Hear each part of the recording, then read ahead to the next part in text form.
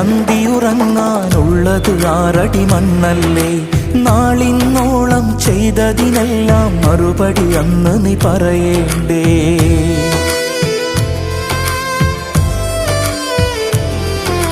നാളെ നിനക്ക് അന്തിയുറങ്ങാനുള്ളത് 6 അടി മണ്ണല്ലേ.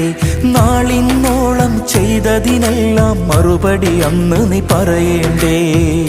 നിന്നെ ചതിക്കുന്ന ദുനിയാവിത് കണ്ട് മയങ്ങേണ്ട കനവാണിത്.